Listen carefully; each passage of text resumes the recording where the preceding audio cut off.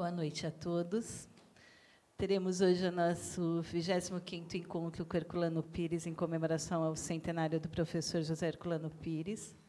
Eu gostaria de lembrar a todos que, no próximo dia 20, teremos o simpósio Herculano Pires 100 anos, com o lançamento do filme Herculano Pires, um convite para o futuro, que será o encerramento dessa sequência de conferências, na sede da FEAL, em Santana, na Rua Duarte de Azevedo, 691, com entrada franca, o horário das 9 às 13 horas. Hoje, a nossa palestra será Parapsicologia Hoje e Ontem, baseada no livro Parapsicologia Hoje e Amanhã. O palestrante de hoje é o Dr. Jader dos Reis Sampaio, que nos dá a honra com a sua presença, mesmo adoentado, fez questão de vir de Belo Horizonte falar com a gente. Ele é formado doutor em administração pela USP, psicólogo do trabalho e tradutor da obra espiritualista de Alfred Russel Wallace. Boa noite a todos. Hoje parece que alguma coisa queria me impedir de estar aqui. Mas como nós mineiros somos muito teimosos, a gente não costuma se render facilmente, né? É isso que a gente está aqui de noite, e eu quero agradecer, assim, de peito aberto, o convite de vocês, o carinho de vocês para com a gente, tá? E ver se a gente consegue, né, fazer a apresentação dessa obra de Herculano Pires. A princípio, eu havia me interessado pelo livro Ser e a Serenidade. E aí um espírito chegou junto de mim e falou assim: você não acha que você está muito atrevido, não? E eu falei assim: eu acho que estou.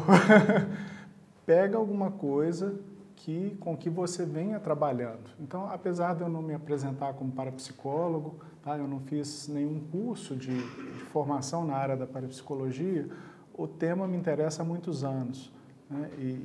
Venho lido bastante alguns autores da parapsicologia. E eu tenho certeza que tem gente melhor que eu para poder tratar do livro aqui no Brasil, mesmo entre nós, né? O Dr. Alexander, por exemplo, hoje, ele é diretor da Parapsychological Association. E isso para nós, no Brasil, é uma mudança muito grande de quando Herculano escreveu o livro e o que a gente está vivendo e vivenciando hoje, né? A ideia, então, é levantar na obra de Herculano quais que eram as percepções que ele tinha naquela época, o que foi que ele trouxe para nós, tá?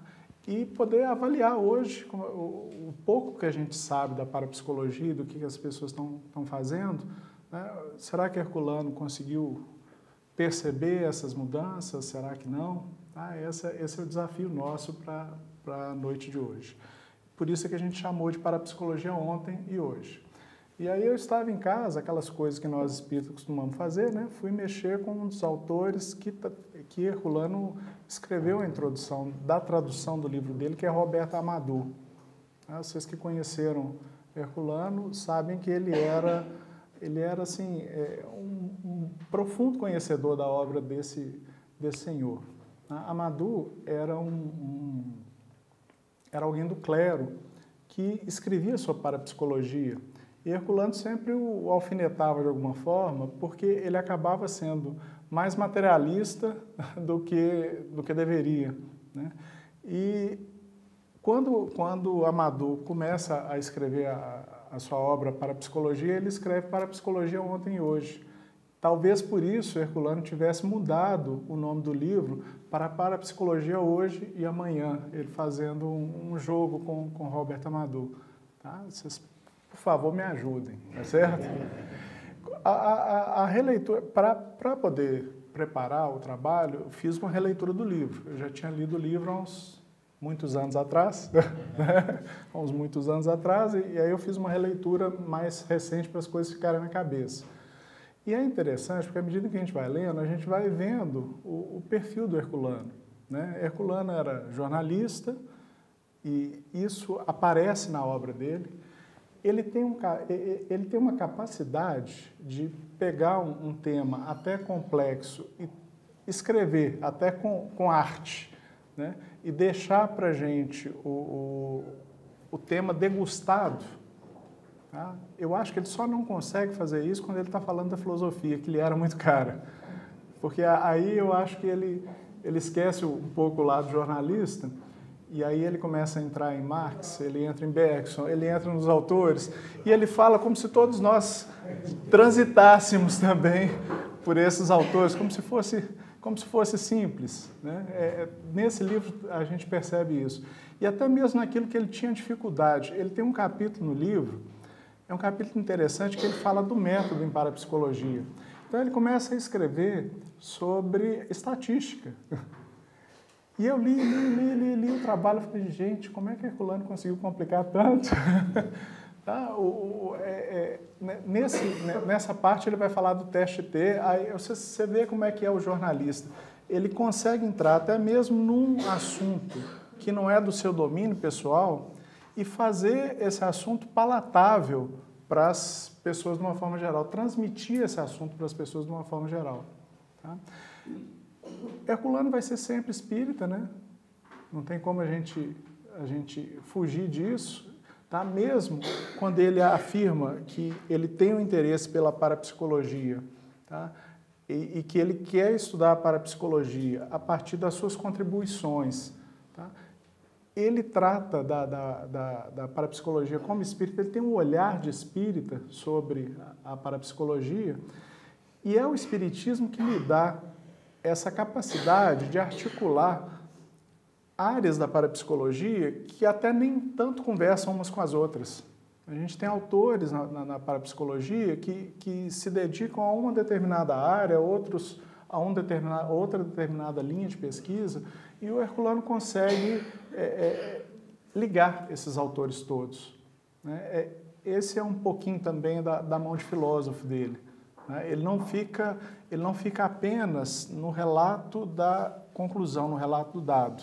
Tá? O Herculano ele vai sempre tentar dar uma compreensão daquilo que está sendo colocado, fazer uma análise daquilo que está sendo colocado para nós. E ele é estudioso da metapsíquica, né? Ele conhece os autores que vieram antes da parapsicologia. Ele não é como uma moçada que conhece mais ou menos, estudou como história da parapsicologia, tá? Mas está muito focada nos estudos dos últimos 5 anos, nos estudos dos últimos 10 anos.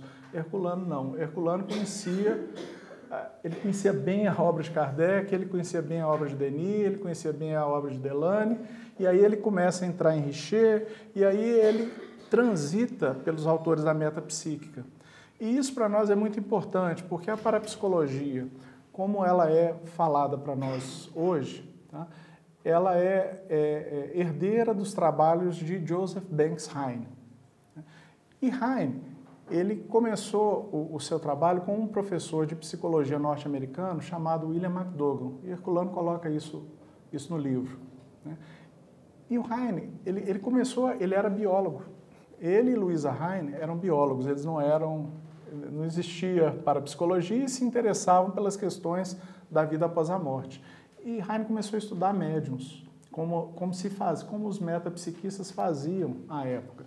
Até que ele encontrou uma médium chamada Mina Crandon e achou que aquela médium estivesse fraudando. E ele denunciou a fraude da médium e ele não foi bem acolhido. E ele então começou a pensar, será que é possível usar um método experimental? Será que é possível pesquisar os fenômenos com método experimental e não pesquisar diretamente a mediunidade, já que há fraudes, já que essa médium deve ter fraudado? E ele fez um corte, e para nós espíritas é um triste corte, porque ao mesmo tempo em que ele vai buscar alguns fenômenos muito pontuais para poder estudar com o método experimental, que foi uma grande contribuição, tá? Num primeiro momento, ele vai deixar de lado tudo aquilo que a metapsíquica já vinha pesquisando, tudo aquilo que o espiritismo já vinha colocando, tá? E que Herculano percebe bem no seu livro. Cabe a Heine o uso do termo parapsicologia. Heine vai fazer uma verdadeira lavagem nos termos que eram usados pelos pesquisadores da época. Ele vai querer termos neutros. Tá? Então ele vai criar o termo psi, tá? O termo ESP, Extrasensorial Perception, percepção extrasensorial. Tá? E ele vai dividir então psi em psi-gama, que tem a gama de gnose, de conhecimento, e psi-capa, capa de kinetós, que é movimento. E ele, então, ele não quer saber se existe uma pessoa com uma faculdade, com a capacidade de perceber o pensamento do outro extraordinária. Tá? Ele quer saber se existem, se a maioria das pessoas tem a capacidade, tem alguma capacidade de perceber o pensamento das outras, e se a gente não conseguiria separar, mensurar essa capacidade de percepção. Então, Heine, ele começa as pesquisas dele, e Herculano vai começar a escrever, ele vai começar a pesquisa dele com telepatia. Né? E Herculano vai chamar a atenção para algumas coisas. Então, um tipo de pesquisa comum, tá? Que era feita pela parapsicologia à época de Heine, com telepatia, é pegar, por exemplo, um sensitivo, tá? Uma pessoa que talvez tivesse um pouco mais de capacidade de perceber o pensamento dos outros, colocar esse sensitivo do outro lado da mesa, tá? E aí ir sorteando cartas. Existiu o baralho Zohner, que o Herculano fala no livro. Tá? E à medida em que o baralho Zohner vai sendo sorteado, então sorteou uma carta, o sensitivo diz, essa carta é um círculo, ou essa carta são ondas, ou essa carta é um quadrado, ou essa carta é um triângulo. Tá? Como que isso pode virar matemática? Da seguinte forma, a gente tem 5 símbolos no baralho Zener. Tá? São 5. A gente tem 25 cartas. Então, sempre que eu retiro uma carta do baralho, eu tenho uma probabilidade de identificar um dos símbolos e 4 probabilidades de não acertar os demais símbolos, de erro, tá? Já que são 5 diferentes. Eu tenho 1 em 5. Se eu pego as 25, se eu vou virando o baralho, até então a pessoa, nos primeiros estudos, ela via o que o pesquisador fazia. Tá? Eu teria 5 possibilidades em 25, todos nós, de acertarmos. Mas como a probabilidade é uma coisa curiosa, seria aceitável que eu acertasse 6. Tá? Seria aceitável também que eu acertasse 7. Mas se eu acertasse 20 das 25, a probabilidade disso acontecer é muito baixa, é extremamente baixa. É assim que Heine começa a pesquisar se existe ou não telepatia. Se dos 5 eu acerto apenas 4, 3, 2, essa possibilidade também é baixa.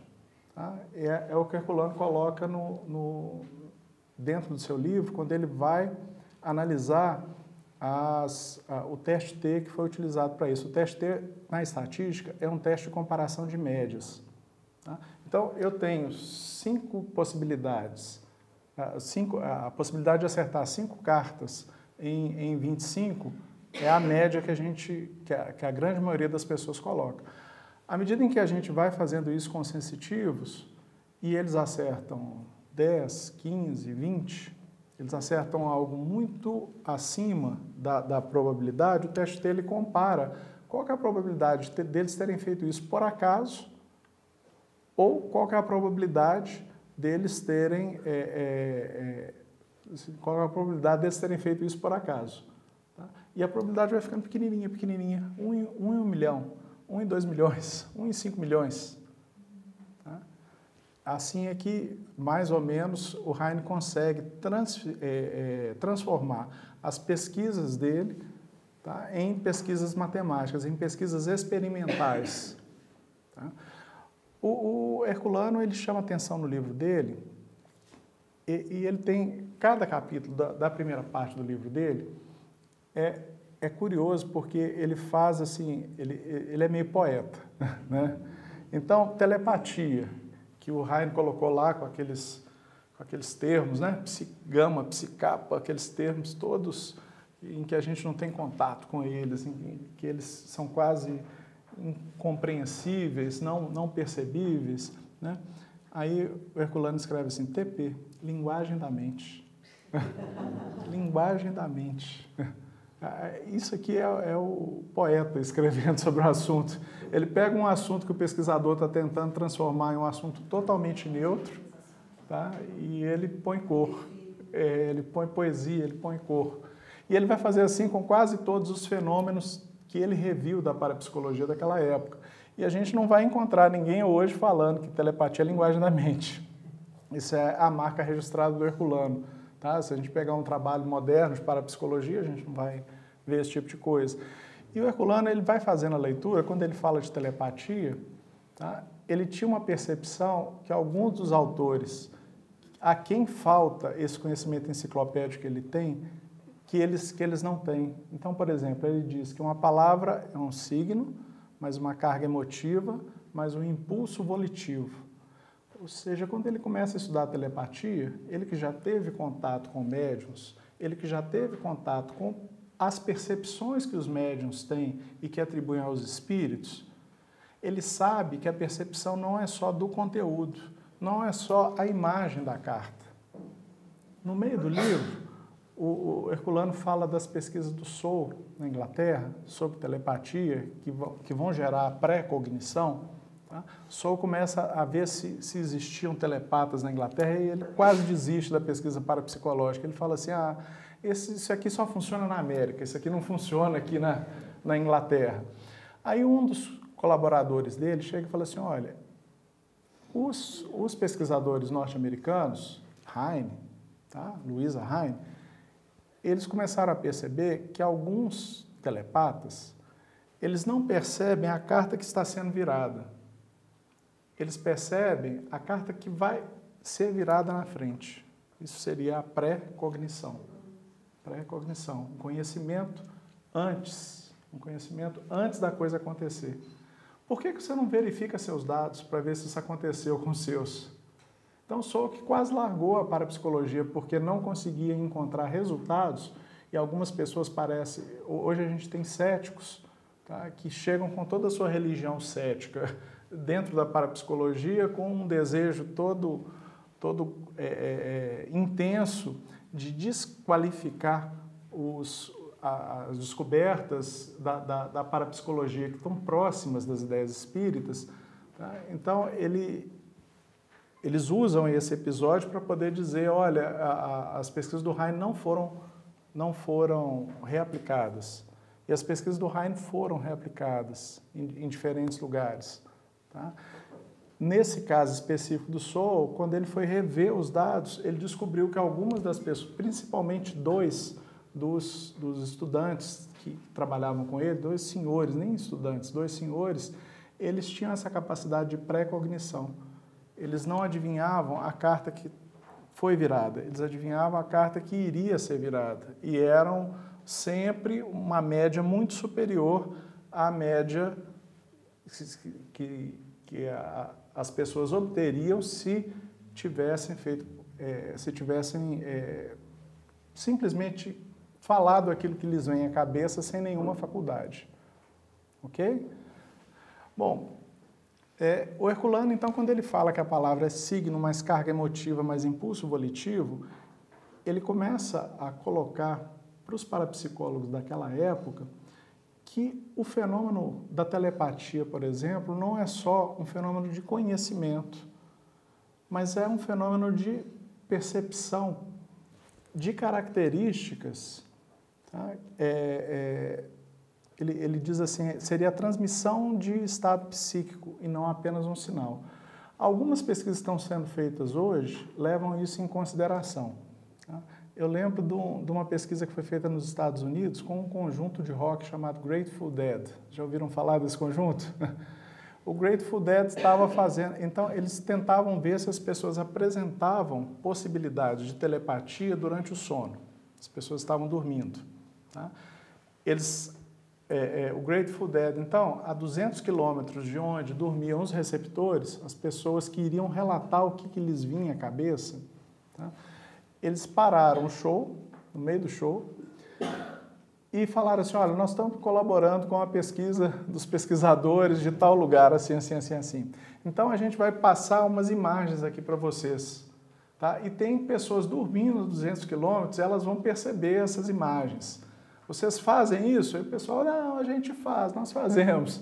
Tá? Então, eles estavam apresentando o show para milhares de pessoas. Então, você tem milhares de pessoas a 200 metros, tá? E eles começam a mostrar imagens. E aí o pesquisador começa a acordar as pessoas que estão dormindo. No momento em que eles estão mostrando a imagem, um pouquinho depois da mostra da imagem X, da imagem Y, da imagem Z, para eles relatarem o que eles estavam sonhando. E aí, então, eles conseguem mostrar que eles estavam sonhando aquilo que estavam pensando para eles sonharem.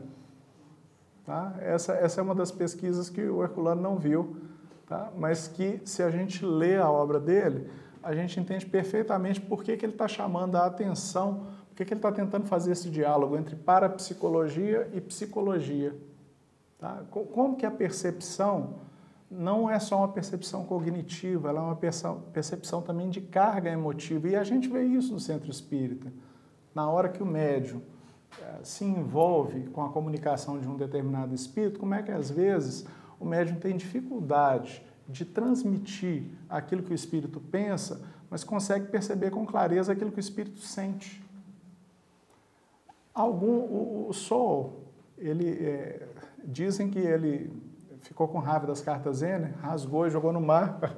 Eu não sei se esse negócio realmente aconteceu, se isso é folclore, tá? Mas o fato é que ele inventou cartas coloridas, de animais, acreditando que isso facilitasse o trabalho do telepata. E à medida em que as pesquisas vão andando, eles começam a descobrir detalhes sobre esse fenômeno chamado telepatia.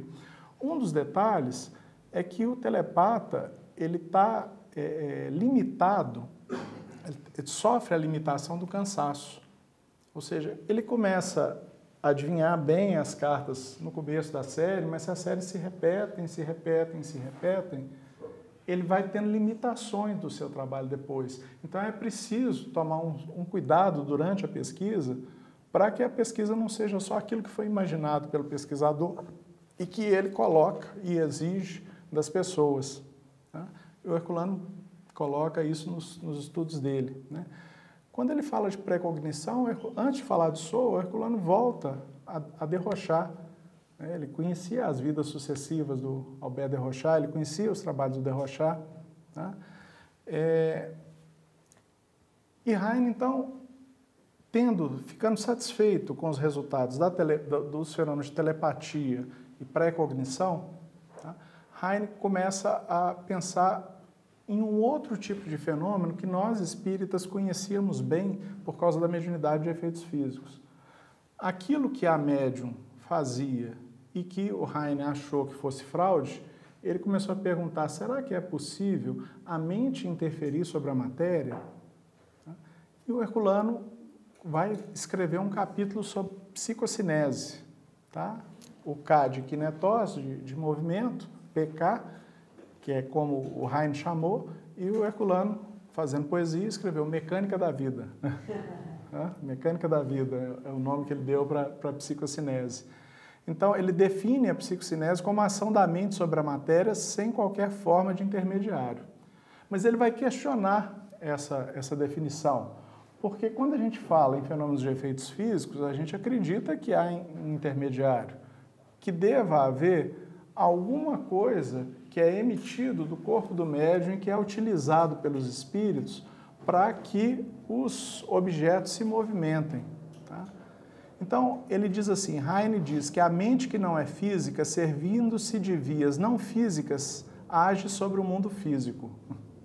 Vou ler de novo. A mente que não é física. Então, nesse momento do livro, Herculano já havia separado a questão mente e espírito. Essa briga é velha na psicologia. Tá? A ideia de alma, tá? De nós sermos uma alma, é uma ideia que incomodou a muitos psicólogos desde o século XIX. Tá? Então, o uso do termo mente, a palavra mente, ela vai ser sacada, ela vai ser utilizada para você falar que é algo que faz o pensamento, algo que faz o sentimento, mas que não necessariamente é um espírito, não necessariamente é aquilo que sobrevive à morte do corpo. Eles querem varrer da psicologia essas ideias. Tá?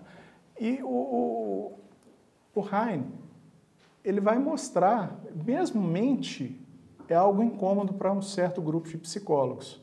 A gente tem psicólogos, tá, que dizem que não dá para saber se mente existe ou não existe, que o mentalismo é uma criação, é uma fantasia, uma ideologia. Tá?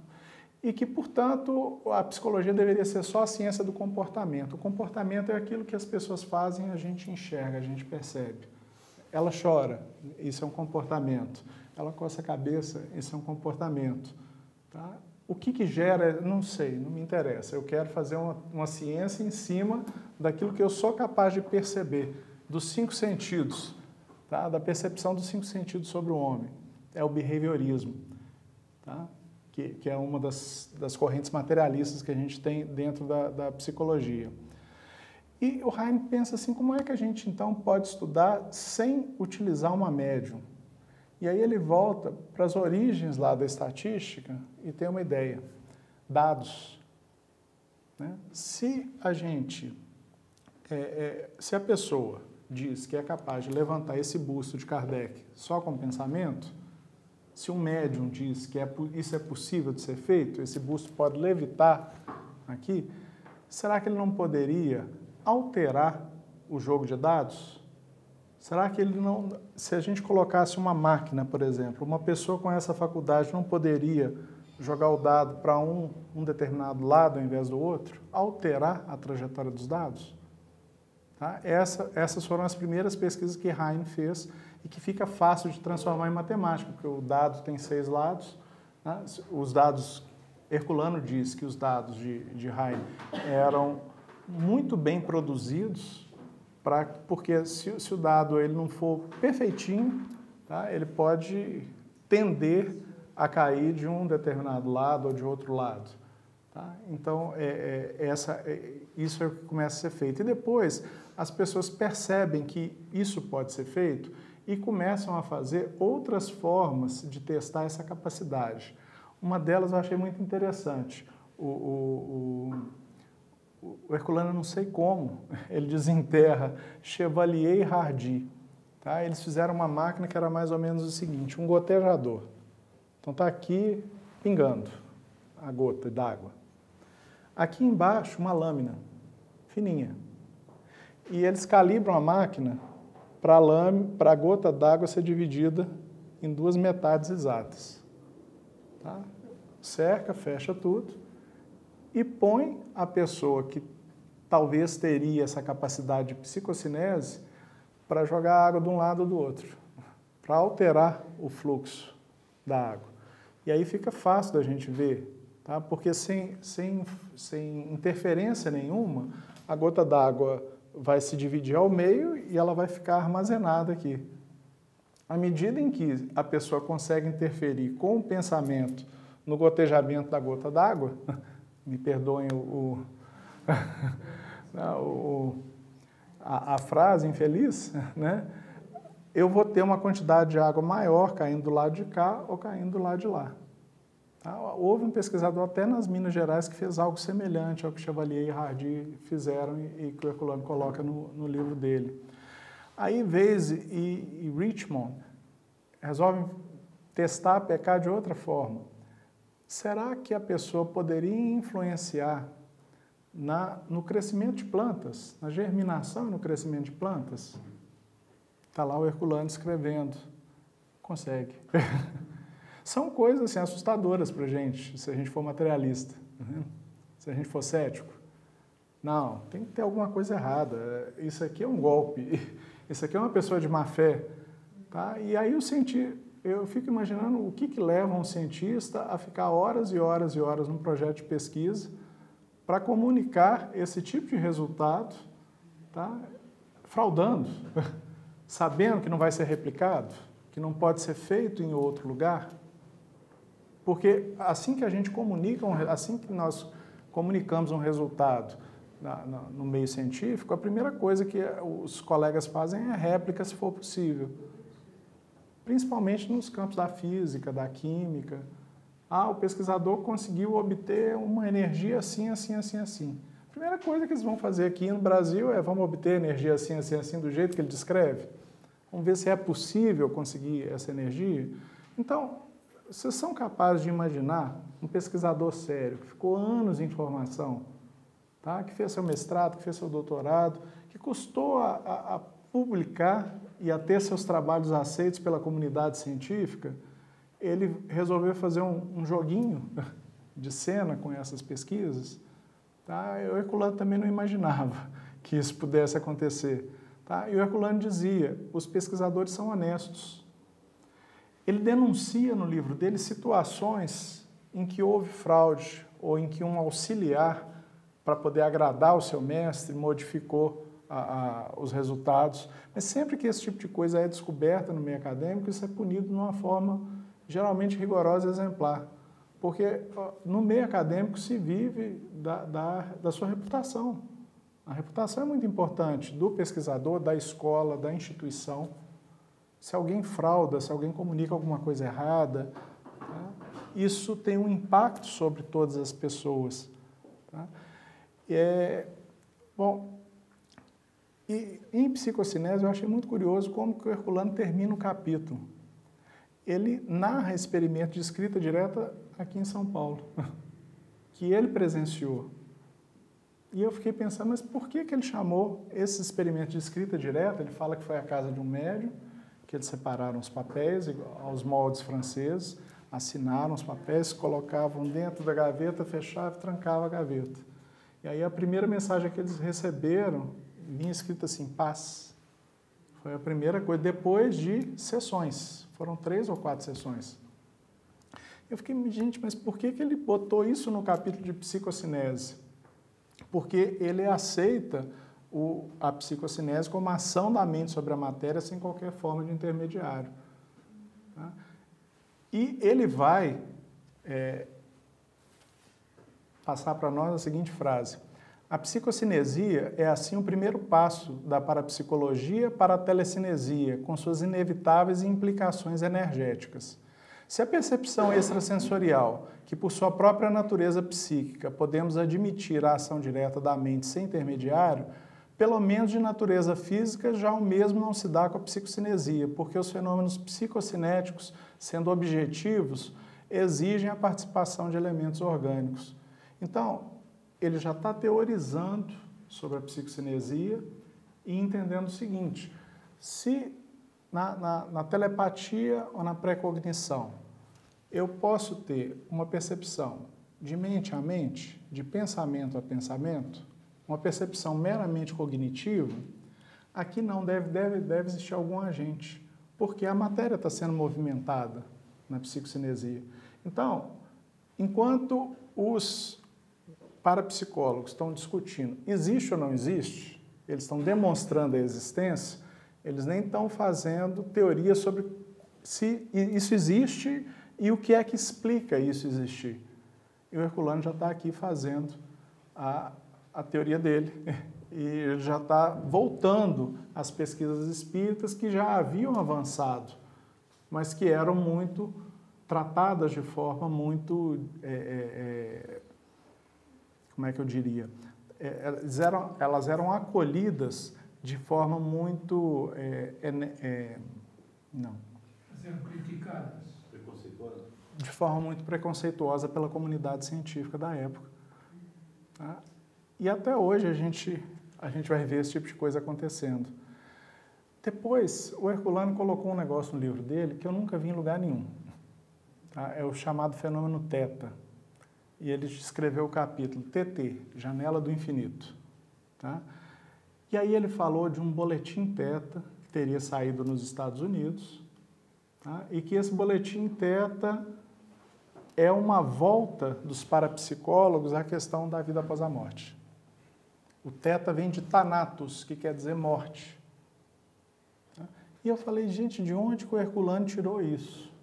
Bom, hoje está fácil para nós, não está? A gente entra no computador e sai vasculhando, né? Então eu saí vasculhando e eu descobri, cá, olha o boletim Theta aqui. É um boletim mesmo. E alguns parapsicólogos muito famosos hoje, vocês desculpem, eu pensei que eu fosse conseguir projetar isso aqui na parede, tá? Alguns parapsicólogos muito famosos hoje, eles se reúnem e falam assim, ó, tem determinados fenômenos em que parece que é a intervenção de uma pessoa já morta. E então a gente vai começar a fazer pesquisa sobre isso. Inclusive a Louisa Hine, esposa do Joseph Banks Hine, tá? E outros mais. E eu fiquei assim, gente, como que o Herculano conseguiu isso? Como que ele teve acesso a isso? Vocês me explicam isso?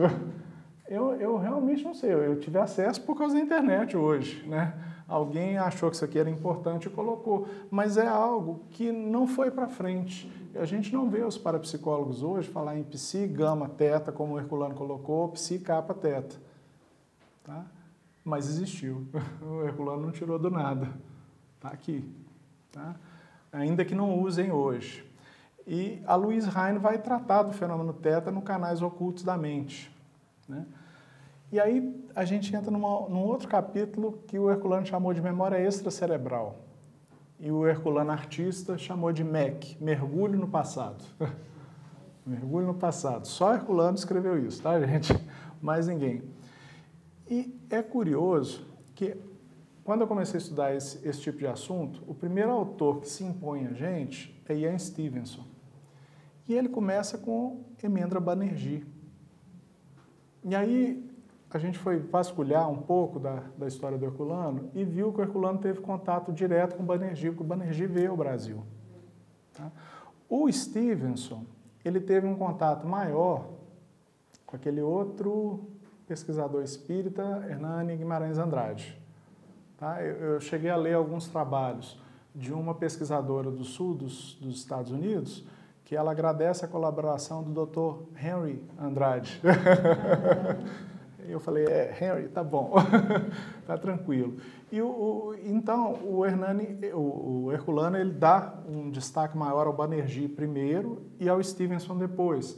Mas lendo e estudando esses dois autores, eu sei que a fundação do Stevenson financiou a pesquisa do Banerjee. Tá? E houve, inclusive, um incidente envolvendo o Banerjee, porque um dos auditores da fundação do Stevenson falou que o Banerjee não estava sendo rigoroso com suas pesquisas, e isso deu um quiprocó, deu um tititi na época. Tá?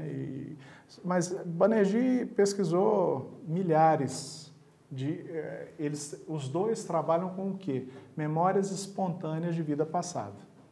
Essa memória extracerebral é isso.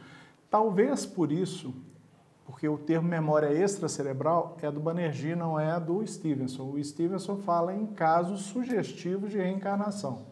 Suggestive case of reincarnation. Talvez por isso o Banerjee tenha ficado tão duro. Eu quero ser o mais como é que eu diria? Mas não é bem puro. Neutro. Eu quero ser o mais neutro possível. Então eu vou falar de uma memória extracerebral. De onde que ela vem eu não sei, mas que ela não deveria estar no cérebro, não deveria. Tá? Então, nas pesquisas do Banerjee, a gente tem no Brasil esse livro aqui, traduzido já para português, Vida Pretérita e Futura. Tá? Vocês me desculpem, não tá conseguindo projetar. Tá? Nele, a gente tem 4 casos de reencarnação.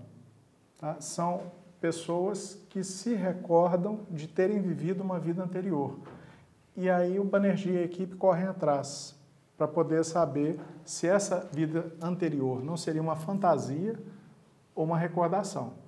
É preciso muito cuidado com esse tipo de pesquisa, tá? Nós como psicólogos. Por quê? Porque a gente pode fantasiar. Tá? O Jung, ele tem um termo interessante para isso, ele fala em imaginação ativa. As pessoas podem criar cenários. É assim que o escritor faz uma ficção. Ele começa a imaginar. Tá? A escritora de Harry Potter, quando ele começa a imaginar bruxos e tal, ela não tirou aquilo... Aquilo nunca existiu, tá? Mas ela vai criando o cenário e dá vida, tá? Quando ela coloca aquilo tudo. E nós, psicólogos, ou nós, pesquisadores, temos que ter um cuidado todo especial com quando a pessoa diz, me veio à mente que talvez eu tenha vivido no local tal. Esse talvez eu tenha vivido no local tal pode ser uma fantasia dela, simplesmente uma fantasia, nunca aconteceu. E o Herculano coloca isso no livro. Ele entra no livro e fala assim, olha, para a gente ter certeza disso, eu tenho que fazer a pesquisa em que eu encontre as evidências de que aquela pessoa que ela está narrando existiu. Tá? E os relatos de casos são realmente assustadores, gente. São muito assustadores. Porque o pessoal corre atrás e aí descobre numa outra cidade, num outro lugar, falando uma outra língua, coisas que uma criança de 4, 5 anos fala que não deveriam estar na cabeça daquele menino de 4, 5 anos. Tá? Esses 20 casos sugestivos de reencarnação, sim. Por que ele colocou sugestivos se ele fez a pesquisa e realmente comprovou? Só que na hora de pôr o título no livro, ele tem 20 casos sugestivos de reencarnação. Bom, ele já andou até muito. Você está falando em reencarnação, ele já passeou bastante. É porque ele vai estudar o fenômeno. Você conhece a história do Stevenson? Eu li esse livro. Mas você conhece a história dele, do pesquisador? Tá? A história do pesquisador é interessante. Mas, assim, no final do livro, ele vai levantar todas as hipóteses alternativas que lhe vêm à mente para poder explicar esse fenômeno que ele está observando. O que ele, como pesquisador, quer fazer? Existe um fenômeno. Que fenômeno é esse? Crianças ou adultos recordando-se de coisas que não lhes foram ensinadas. O que é isso? Aí começam as possibilidades. Tá? Pode ser uma doença mental? A pessoa está dizendo, mas aquilo ali é uma alucinação que a pessoa está tendo, nunca aconteceu em lugar nenhum. Pode ser isso, pode ser aquilo outro. Então, o Stevenson, ele vai pegando os casos, vai jogando as hipóteses e vai mostrar, olha, tem determinadas coisas que eu vi na pesquisa que eu fiz que só a reencarnação explicaria. Aí é que está o erro de ter colocado sugestivo. O sugestivo quer dizer que sugere a hipótese da reencarnação Sugere, como... Então está afirmando. que sugere a hipótese da reencarnação... Hã? Pode ter uma ideia contrária, sugestivo. Não está comprovando. Esse é o mal dos tradutores, né? Eu não sei se no inglês suggestive tem esse mesmo sentido que tem para nós no português. E o Herculano chega a chamar a atenção de alguns tradutores aqui. O livro do Heine, por exemplo, quando foi traduzido, eles traduziram como Novo Mundo do Espírito, e o Herculano fala assim, não, é o Novo Mundo da Mente. Mente e espírito são coisas diferentes. Tá? Ele chama atenção para isso. O Stevenson é um pesquisador muito interessante, porque a mãe dele mexia com essas coisas que a gente mexe, sabe? Era espiritualista nos Estados Unidos. Tá? E ele se formou psiquiatra e tal e tudo mais. E aí, então, ele se interessou por esse caminho de se pesquisar a reencarnação, por essa forma de se pesquisar a reencarnação, através de memórias espontâneas, mas ele não tinha dinheiro para isso. E aí ele conseguiu alguém que tinha uma empresa muito rico, que falou assim, não, eu financio para você.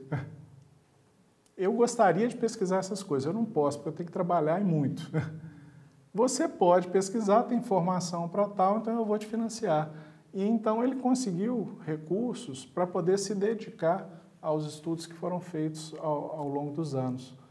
E quando ele desencarnou, o financiador, o Stevenson falou assim, acabou a pesquisa.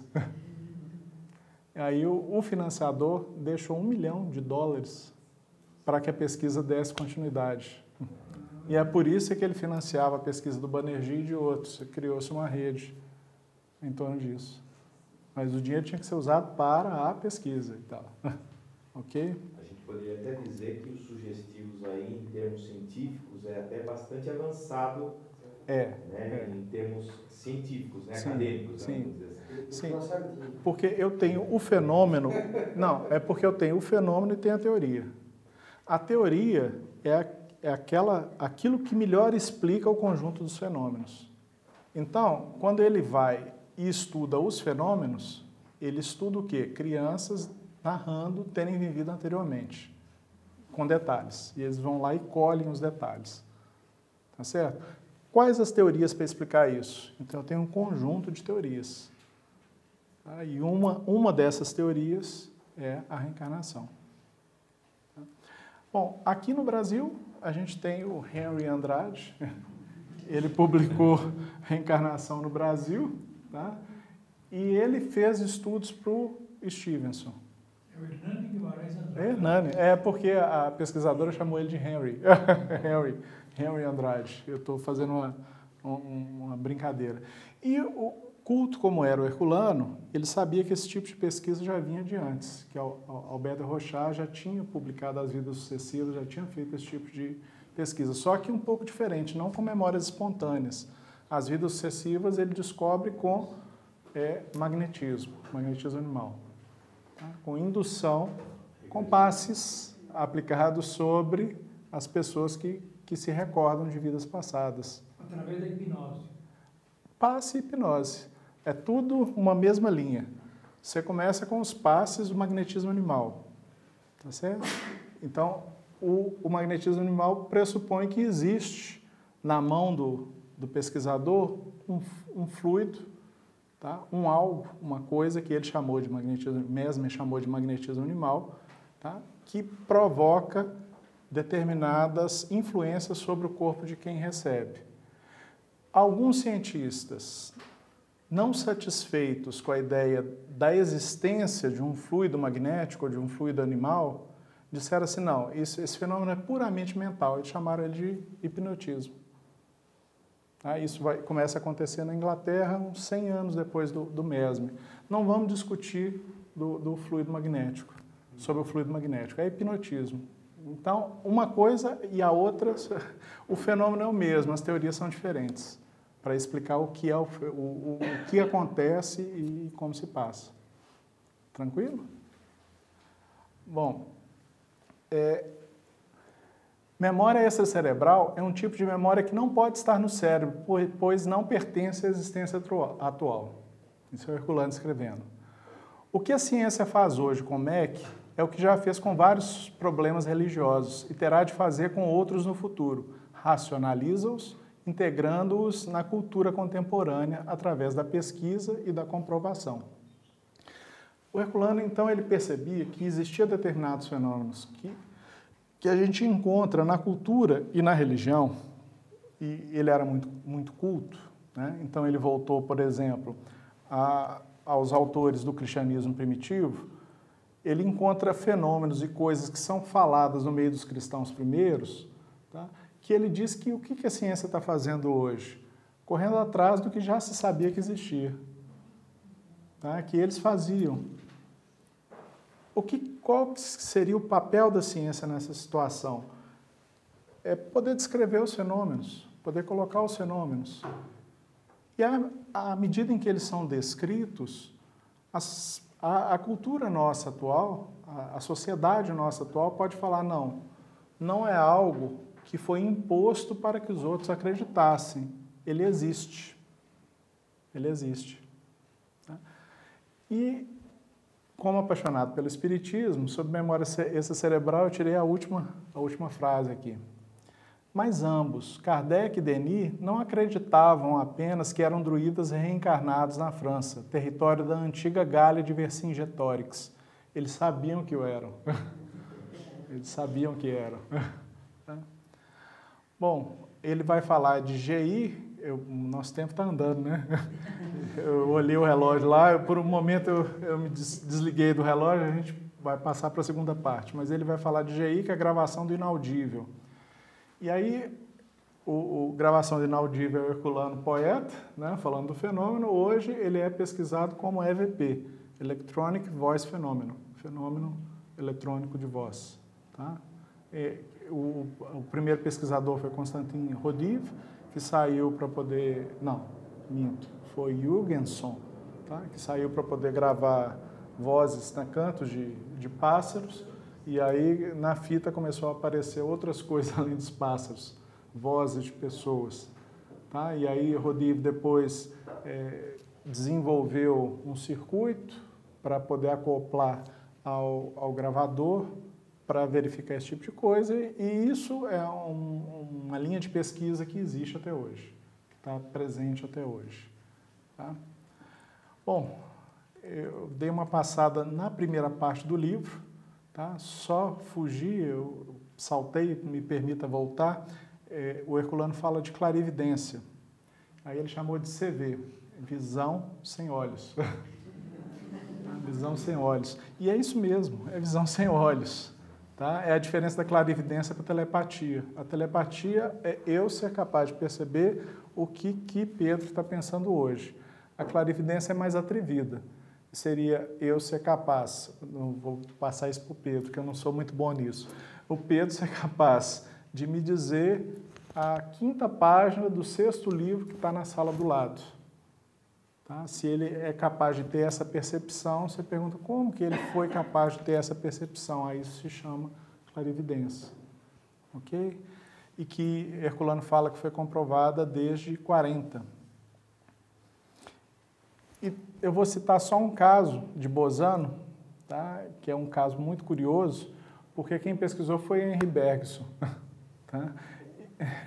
O filósofo, né? E aí é o caso de uma jovem que começa a obsidiar o pai em Sussex, na Inglaterra, queixando-se do túmulo ter sido construído sobre a sepultura de outra pessoa.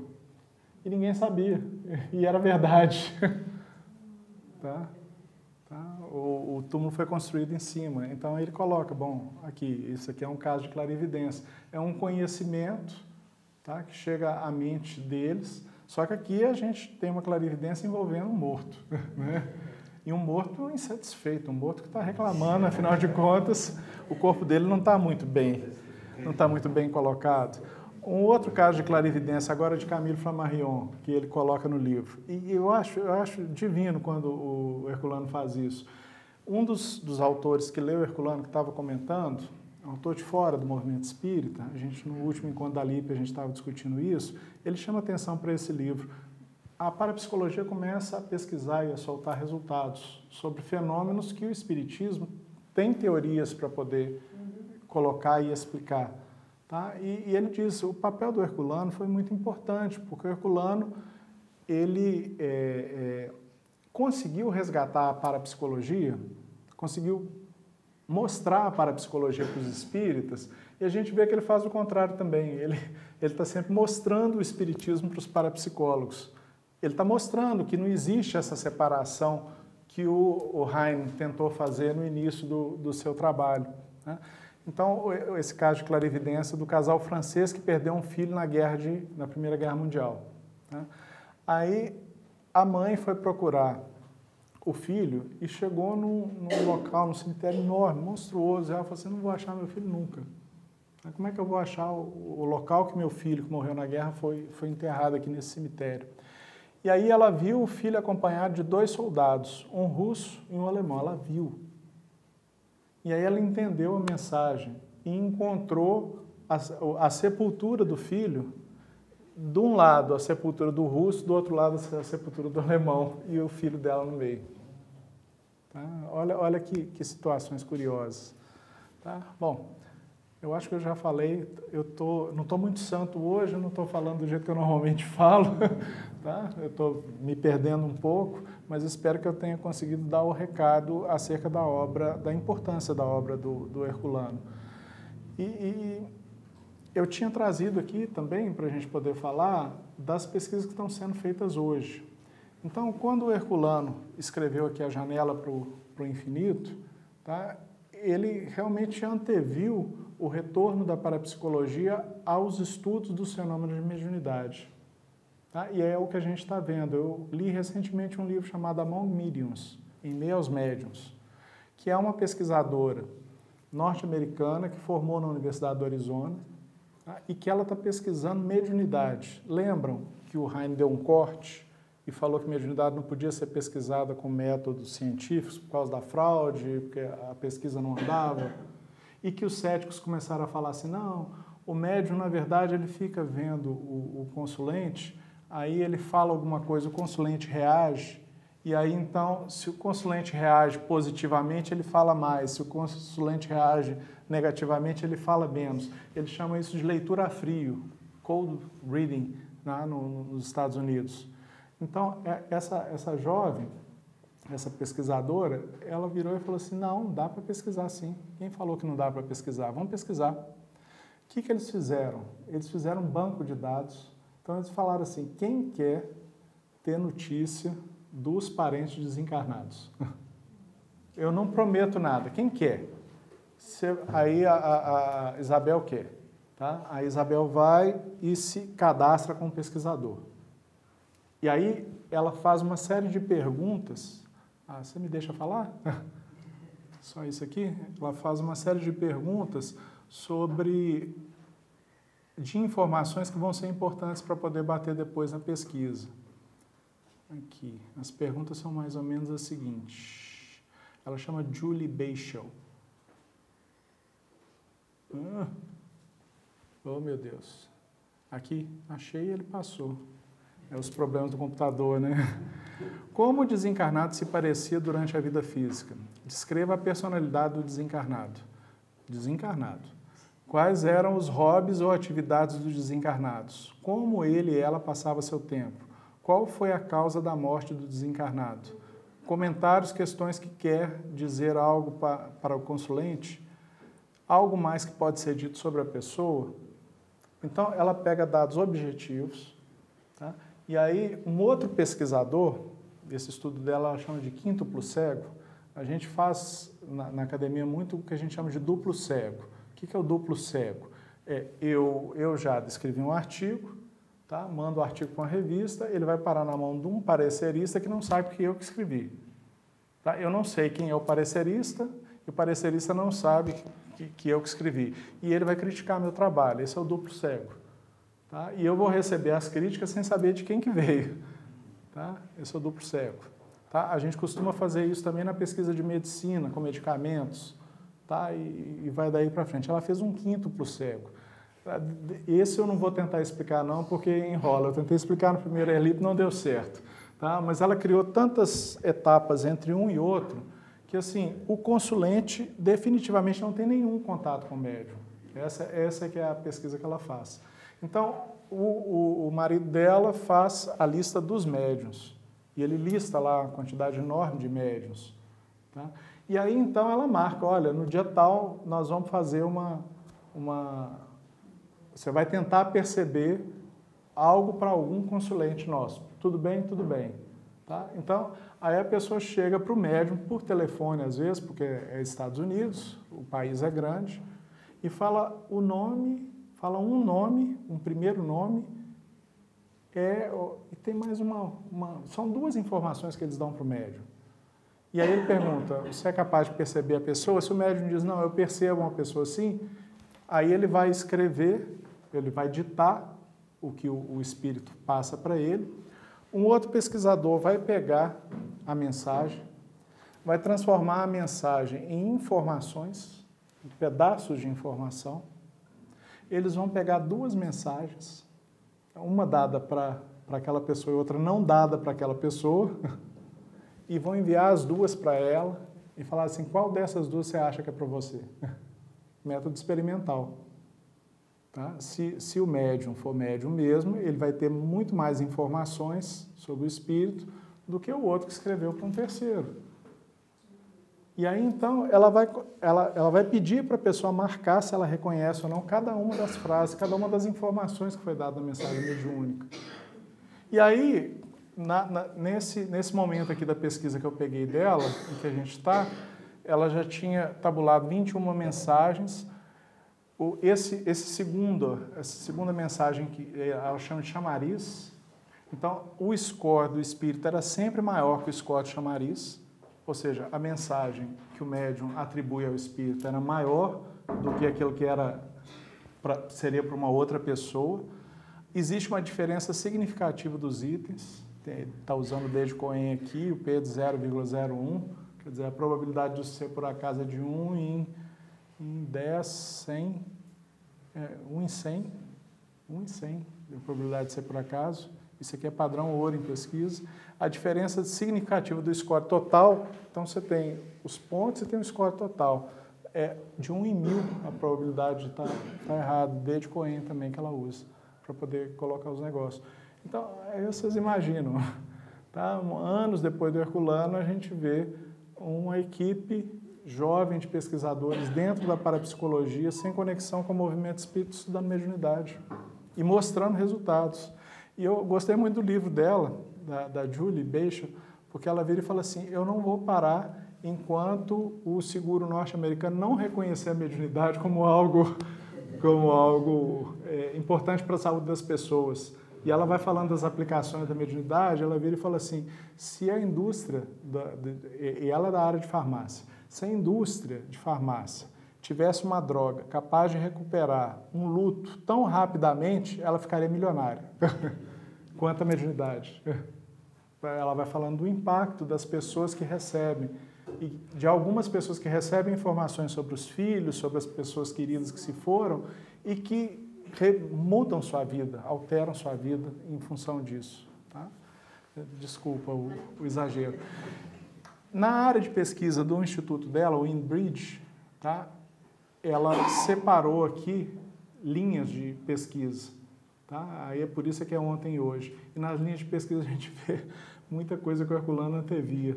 Tá? Então ela coloca aqui, vida após a morte, consciência animal, parapsicologia básica, fonte de psi, mediunidade, animais na vida após a morte, psi animal, a capacidade de telepatia, por exemplo, entre animais, EVP e ITC, fantasmas e assombrações, cosmologia do pós-vida. Cosmologia do pós-vida. O Herculano falava que isso ia acontecer. Tá? Ele não pensava exatamente assim, desse jeitinho como está posto aqui, mas ele anteviu uma série de coisas que hoje começam a surgir no meio da parapsicologia, apesar dos céticos. A gente é isso. E aí é que cabe o termo parapsicologia hoje e amanhã. Sim, o Herculano, na segunda parte do livro, ele vai fazer parapsicologia amanhã, antevendo o que será que pode acontecer. E é o que está acontecendo? Algumas das coisas que ele anteviu estão acontecendo. Algumas das coisas que ele anteviu estão acontecendo. Algumas ainda não. O marxismo, por exemplo, ele discute com Humberto Mariotti, discute no bom sentido, ele se apropria do pensamento de Humberto Mariotti, que faz um debate entre marxismo e a visão de homem da parapsicologia e nossa, de nós espíritas. Tá? E aí esse tipo de coisa a gente não vê acontecer ainda. Uma derrocada do pensamento marxista, por exemplo. Tá? Em função das descobertas da parapsicologia. A parapsicologia ainda não está com essa bola toda, tá? Mas uma série de outras coisas estão acontecendo, inclusive o retorno à mediunidade. E isso devia ser importante para nós. Eu sempre ficava pensando, gente, se estão pesquisando lá fora, por que nós, no movimento espírita, não estamos sabendo? Por que ninguém pesquisa? Por que ninguém lê? Por que ninguém comunica? Aí depois eu me apercebi que eu não devia jogar para os outros aquilo que eu mesmo deveria começar a fazer, ainda com a limitação. Se eu for ficar esperando dos outros, isso não acontece. Tá? Então é isso que a gente tenta fazer, tá? Com as limitações que a gente tem.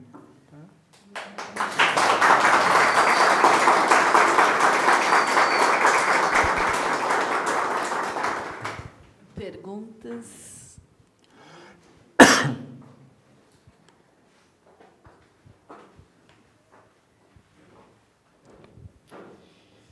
Bem, Jader, parabéns pela sua abordagem, né? E fiquei muito feliz no final que você citou uma colega da área de farmácia. Eu sou farmacêutico. Opa! E tenho mestrado em... Está desligado aqui? Está ligado? Tá ligado. Eu sou farmacêutico e tenho mestrado em psicologia. Opa! Você está bem próximo dela, viu?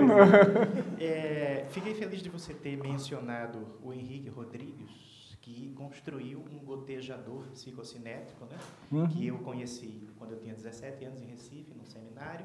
Ele falou que estava desmontado o material que ele queria depois reconstruir para aperfeiçoar. Capaz da filha dele, que é jornalista da Rede Globo, em Belo Horizonte, ter o equipamento desmontado. Olha só. Né? Então, se você a conhecer, de repente, né?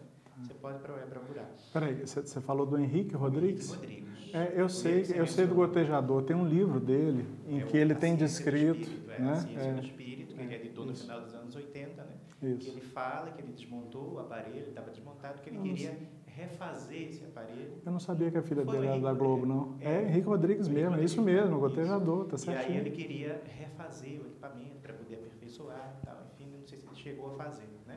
Também não te dou notícia, apesar de ser da minha terra. E ele menciona, quando ele fala de parapsicologia, ele menciona que quando surgiu um determinado sacerdote não brasileiro, que é radicado no Brasil há muito tempo, que criou uma instituição de parapsicologia latino-americana para combater o espiritismo, que eu tive a oportunidade de visitar aqui em São Paulo. Aí ele vai falar do papel dele, né, Henrique Rodrigues, de Hernando Guimarães Andrade, de Jorge Andréa e de Herculano Pires, quando pegaram essa bandeira da parapsicologia para dizer, vocês querem usar a parapsicologia para desqualificar os fenômenos mediúnicos, né, a existência do mundo espiritual? Então a gente também pode analisar isso aí e também ver com outros olhos. E aí esse grupo, né, seleto de estudiosos começou a dar essa contribuição. É uma parte da palestra que eu tirei aqui nas idas e voltas. Eu preparei um slide assim, com quem conversa Herculano Pires. Então ele tem alguns interlocutores ao longo do livro, tá? E esse jesuíta é um deles. Pois é. Ele já teve mais sucesso no passado, né? Já foi mais visto no passado. Tá? Hoje, muitas das coisas que ele se arroga a fazer já não chamam mais tanta atenção. O que eu queria saber de você é o seguinte, o Wellington Zangari, professor da USP, né, que trabalhou na PUC, também criou o InterPsi, o grupo de estudos de fenômenos fronteiriços à psicologia. O Silvio Seno Chibene, no artigo dele no Reformador, chamado Paradigma Espírita, comenta que não vê a necessidade de se criar uma nova ciência chamada parapsicologia, porque o espiritismo já dava conta da pesquisa disso. E que dentro da visão kuhniana, do paradigma científico, você só constrói um novo paradigma quando o modelo vigente se esgota, já não é mais necessário para responder a determinadas perguntas. Então, ele achava que o paradigma espírita já poderia assambarcar toda essa fenomenologia, né? E Deolindo Amorim usa uma frase famosa, né, nos anos 70, no final dos anos 80, que ele diz que entre o espiritismo e a parapsicologia eu fico com o espiritismo. Isso gerou um impacto muito grande nessa época. Então, eu queria saber de você se realmente é necessário criar um outro paradigma, descolar a pesquisa dessa fenomenologia da doutrina espírita para se ter um pouco mais de credibilidade, para que não digam na academia que existe um viés do pesquisador que olha esse fenômeno porque ele é espírita. Enfim, há necessidade de um outro paradigma, ou o espiritismo consegue assambarcar tudo isso? Queria que você dialogasse sobre essas possibilidades, né?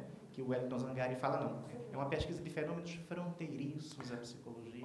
Então, nos livros nossos da LIP, no penúltimo livro, a gente Liga de Pesquisadores do Espiritismo.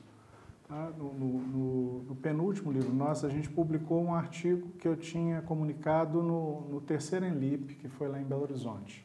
Tá? Nesse artigo, eu tento fazer uma história da parapsicologia. Tá? E o que a gente vê? A gente começa a ver que a parapsicologia hoje, você tem o conjunto de fenômenos que está sendo descrito, pesquisado e tal, e você tem o conjunto de teorias que tentam dar conta desses fenômenos. E o que a gente vê é que a parapsicologia ela fica entre os céticos e os espiritualistas. Você tem espiritualistas construindo uma teoria espiritualista para poder dar conta dos fenômenos, e você tem os céticos construindo uma teoria cética, organocêntrica, como chamou Herculano aqui no livro, para poder dar conta dos fenômenos. O Zangari está no meio dos organocêntricos. Tá? Ele tenta explicar a mediunidade, por exemplo, a partir de representações sociais. Então, o que acontece? A gente tem um fenômeno. Você vai ter pesquisadores com visões diferentes tentando dar sentido ou significado ao fenômeno. Tá? Aí, quando você citou o Silvio Chibene, né? O Silvio também esteve conosco no ENLIP falando sobre a pesquisa. Ele entende que a metodologia de Kardec era suficiente para dar explicação para a maioria dos fenômenos com os quais o espiritismo teve contato.